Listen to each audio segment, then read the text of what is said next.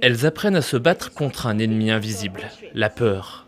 La peur de se faire agresser, la peur de se faire violer dans un pays où les crimes sexuels sont toujours plus nombreux. Dominique Olfsen est prof de Kala, une technique israélienne de combat. Elle se déplace dans tout le pays pour former des femmes issues de communautés défavorisées à se défendre. La formation est totalement gratuite. Ce que j'essaie de faire dans un premier temps, c'est de mettre les filles à l'aise, leur faire comprendre qu'elles sont dans un espace sûr. C'est ça mon point de départ. Vous ne sortez pas dans la rue pour vous faire violer. Je veux vraiment pouvoir rendre ces femmes autonomes.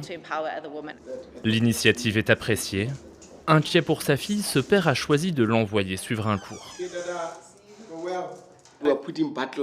On met des verrous sur nos portes, mais que deviennent nos enfants lorsqu'ils sortent ?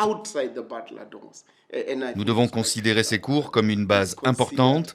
C'est aussi important que de boire de l'eau ou manger. Camo, sa fille, est déjà consciente des risques qu'elle court lorsqu'elle sort dans les rues.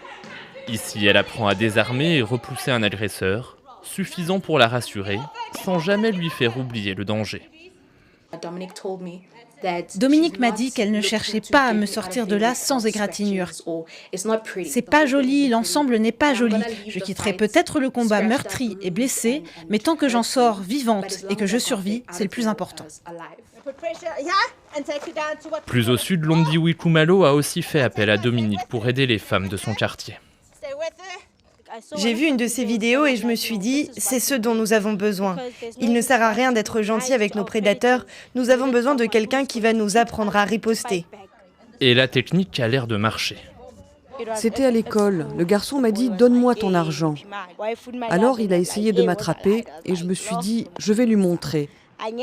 Je n'allais pas continuer à lui dire non 2 fois. Plus tard, il m'a demandé où j'avais appris à me défendre. Ces formations pourraient durer encore longtemps. De janvier à mars 2023, plus de 10 500 cas de viol ont été signalés en Afrique du Sud.